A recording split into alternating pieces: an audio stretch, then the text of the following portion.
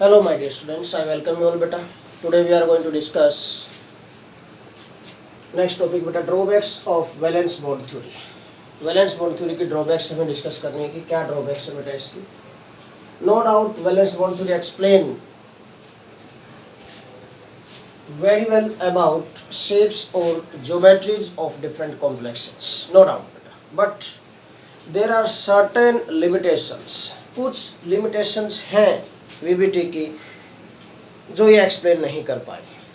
ठीक है, तो first limitation we are going to discuss बेटा कि जो ये VBT है it can not explain why some complexes of a metal ion in same oxidation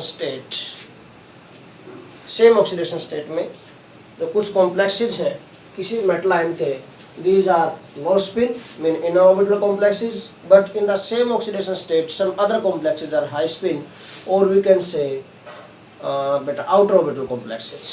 ऐसा क्यों हुआ? ठीक है, तो limitations, first limitation बेटा it cannot explain why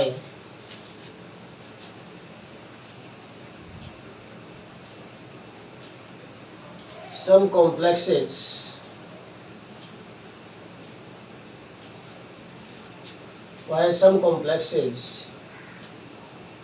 of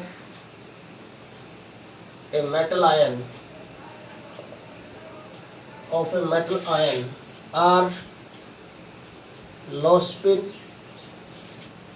or we can say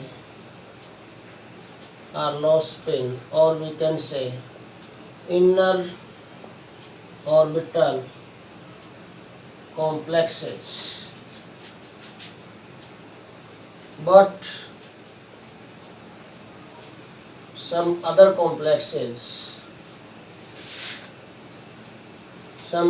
are high spin, or we can say outer orbital complexes.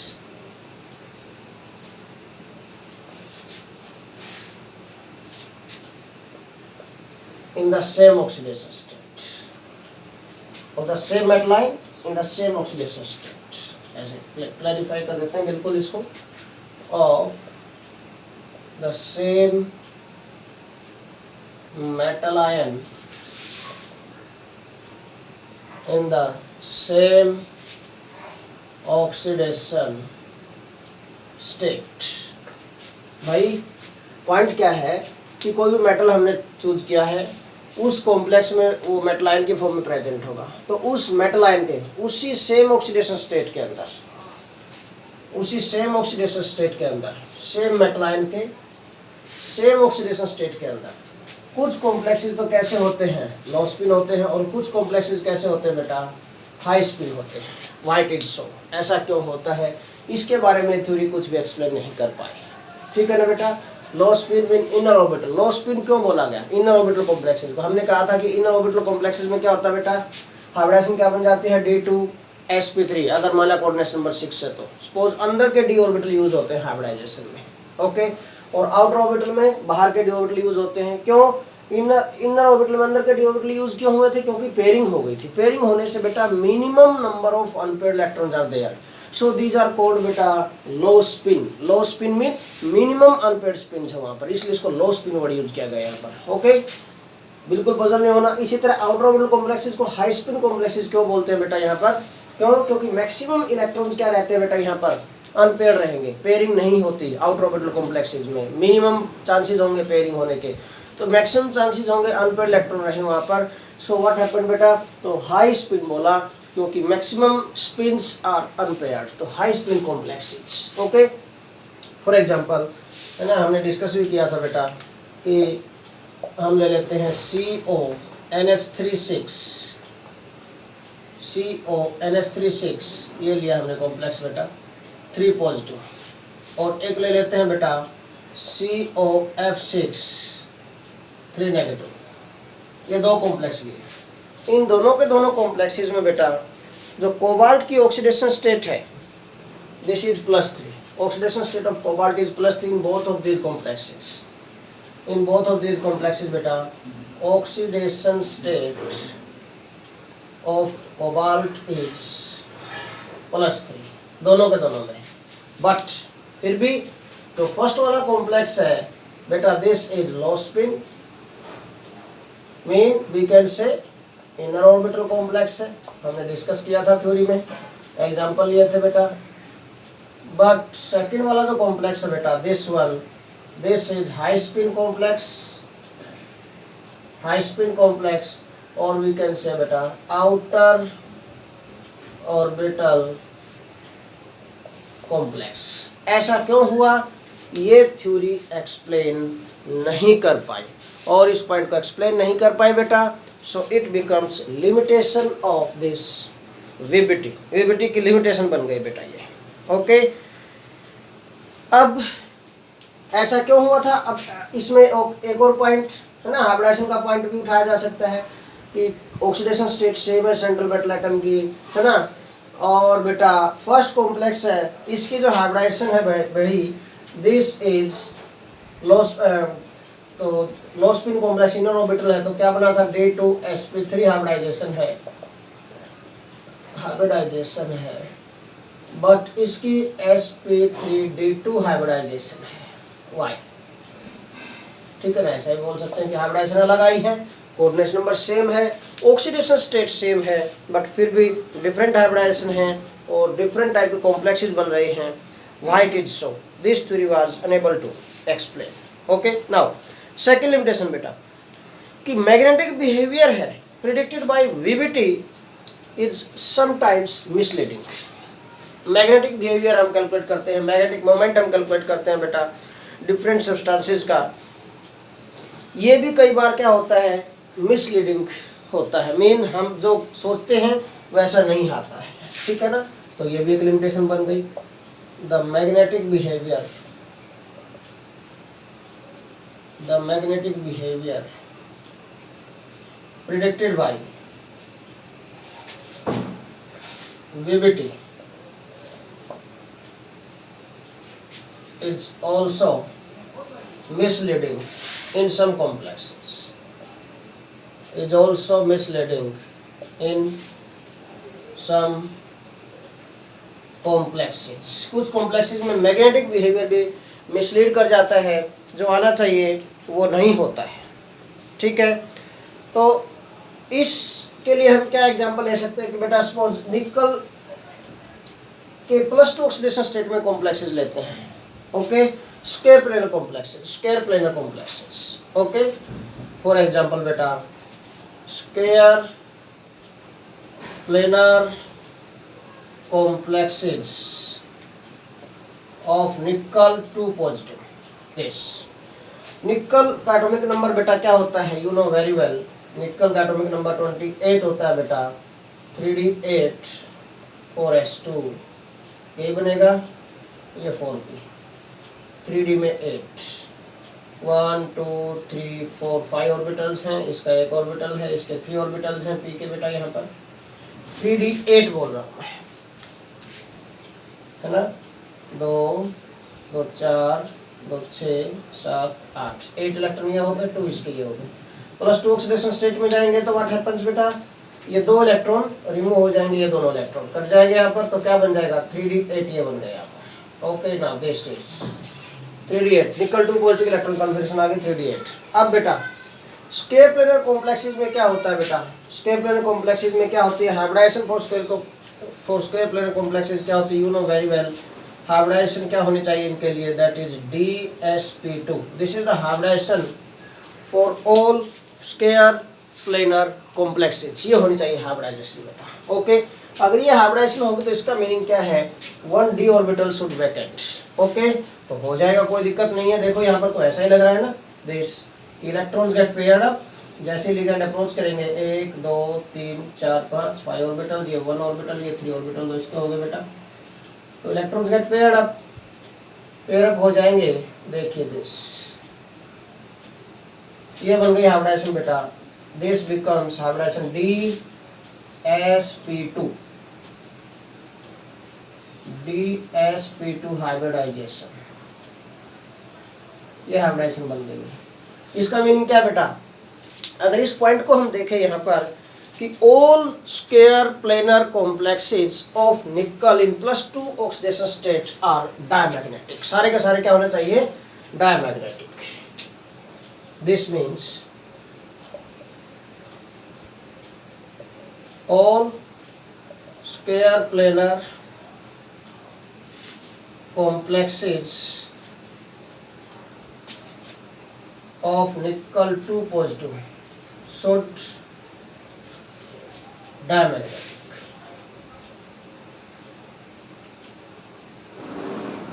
should diamagnetic, ठीक है ना, ऐसा होना चाहिए, but it is not so, but ऐसा नहीं है, ठीक है, but it is not so, ऐसा नहीं है। Some are paramagnetic also, some complexes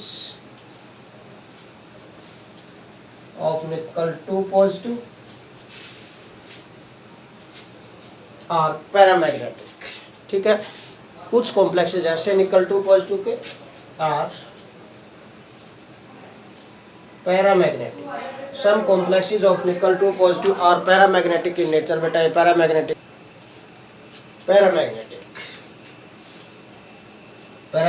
है in this organisation having square planar geometry.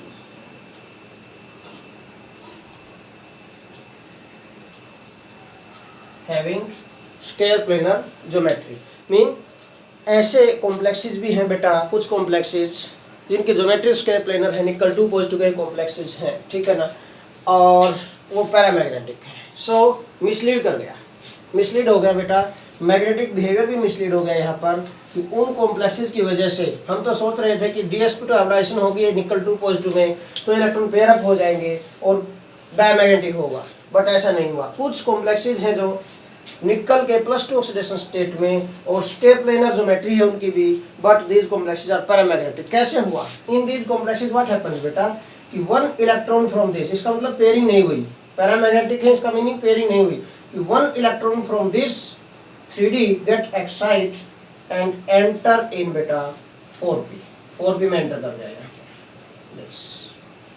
Enter in 4p। देखो हाइब्रिडाइजेशन अभी भी वही है dsp2, बट अब की बार 2 अनपेयर्ड इलेक्ट्रॉन है और इन 2 अनपेयर्ड इलेक्ट्रॉन की वजह से सब्सटेंस वो जो कंपाउंड है कैसा बन जाएगा?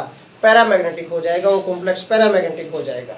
ओके बेटा, so why this electron get excite from 3D to 4p? Why this electron get excited from 3D to 4p for these square planar complexes? Why it is so? Why not it get paired up? This theory was unable to explain this point. इस point को ये theory explain नहीं कर पाई और इसकी वजह से बेटा लिमिटेशन बन जाएगी इसकी, ठीक है ना। नेक्स्ट लिमिटेशन बेटा, it could not give any satisfactory explanation for color of the complexes. Colour के बारे में कुछ प्रॉपर एक्सप्लेनेशन नहीं दे पाई है थ्योरी बेटा, ठीक है। कभी जो कलर का कॉन्सेप्ट है गिवन बाय वीबीटी, जो भी कलर बताए सब्सटेंसेस के लिए, कॉम्प्लेक्सेस के लिए, सम टाइम वो मिसलीड कर जाते हैं। ओके, तो सेम लिमिटेशन यहाँ भी बन जाती है कि it could not give satisfactory explanation for color of the complexes. Third limitation beta, it could not give satisfactory explanation for color of the complexes beta, color of the complexes के colour के बारे में कोई satisfactory explanation नहीं दे पाई इसके बारे में। Okay, कि भाई क्यों फेल हो गई यहाँ पर भाई, ये कि ये एक्सप्लेन ही नहीं कर पाई कि absorption spectrum of coordination compounds क्यों हो रहा है, mean why some coordination compound absorb some particular energy, okay, और ट्रांसमिट करते हैं फिर डिफरेंट कलर की एनर्जी, इसके बारे में कोई एक्सप्लेन नहीं कर पाई। इसका मीनिंग हम सिंपली लिख सकते हैं यहाँ पर, it could not give satisfactory explanation for colour of the complexes के कलर के बारे में कोई सेटिस्फैक्ट्री एक्सप्लेनेशन नहीं दे पाए, ठीक है। सिमिलरली भाई जो कॉम्प्लेक्सेस होते हैं उनके टू टाइप की स्टेबिलिटीज होते हैं, thermodynamic and kinetic. Thermodynamic stability का मीनिंग होता है बेटा a particular complex is stable with respect to temperature, heat करेंगे वो डिसोसिएट नहीं होता जल्दी से, ठीक है, डिसोसिएट नहीं होगा जल्दी से, तो इसका मतलब थर्मोडायनामिकली स्टेबल है। एक होता है काइनेटिकली स्टेबल, ठीक है ना, mean how reactive is this, kinetics word related to reactivity, okay. तो काइनेटिक स्टेबिलिटी और thermodynamic stability two different type की स्टेबिलिटीज होती हैं, ओके। तो thermodynamic and kinetic stabilities of the complexes को भी ये एक्सप्लेन नहीं कर पाए, और इसका एक्सप्लेन नहीं कर पाए तो बेटा ये भी इसकी लिमिटेशन बन गई फिर, ठीक है। लिख देते हैं point, it could not explain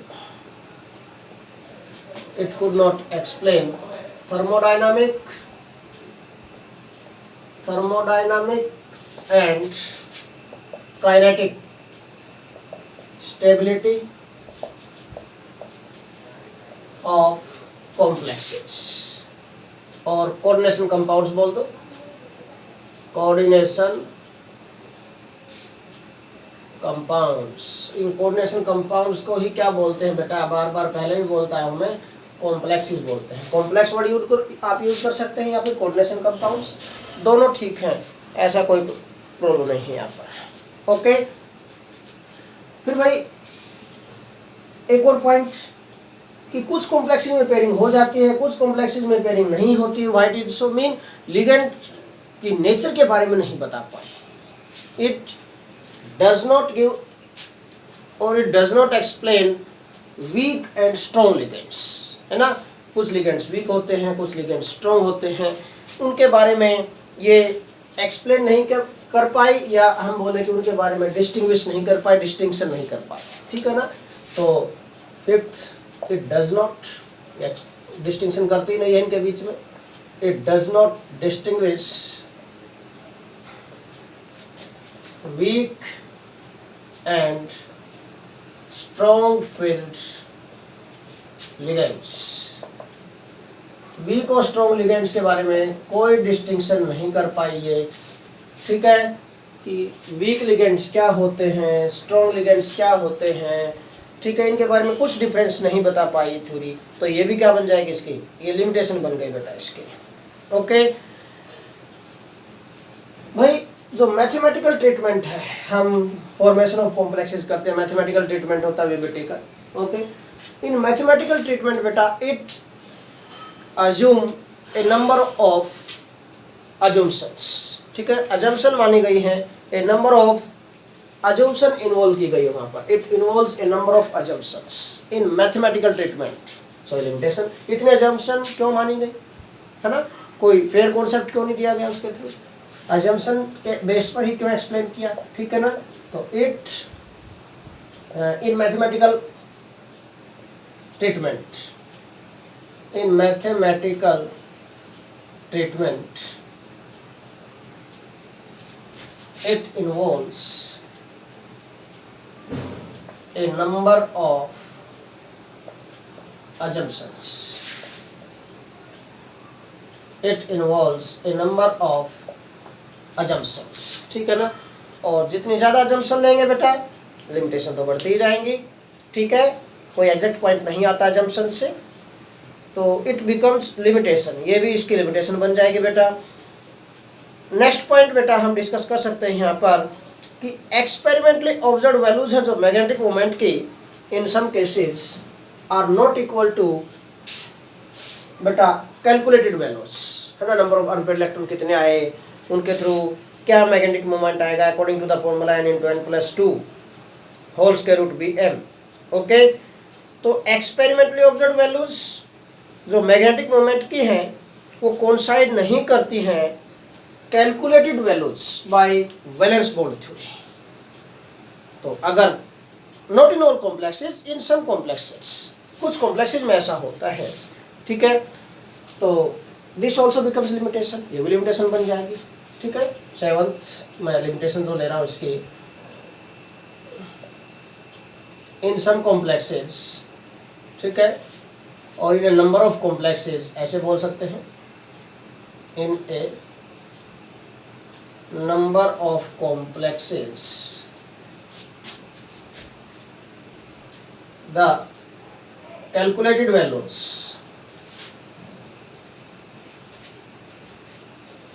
और we can say the observed values, है ना, पहले जो ऑब्जर्व किया हुआ है मैग्नेटिक मोमेंट, ओके, जो एक्सपेरिमेंटली ऑब्जर्व वैल्यूज है वो कैलकुलेटेड वैल्यूज से उनके साथ बेटा कोइंसाइड नहीं कर रही है वैल्यूज, उन जैसी वैल्यूज, उतनी वैल्यूज नहीं आ रही वहां पर, तो ये number of complexes the experimentally calculated, और एक्सपेरिमेंटली ऑब्जर्व कर देता हूं मैं, एक्सपेरिमेंटली ऑब्जर्व वैल्यूज, एक्सपेरिमेंट से ऑब्जर्वेशन ले जाते हैं बेटा, experimentally observe values are not equal to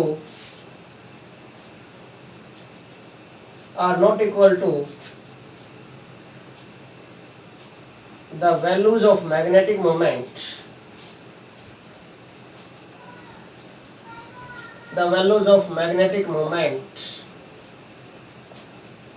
calculated by VBT, are not equal to the values of magnetic moment calculated by VBT.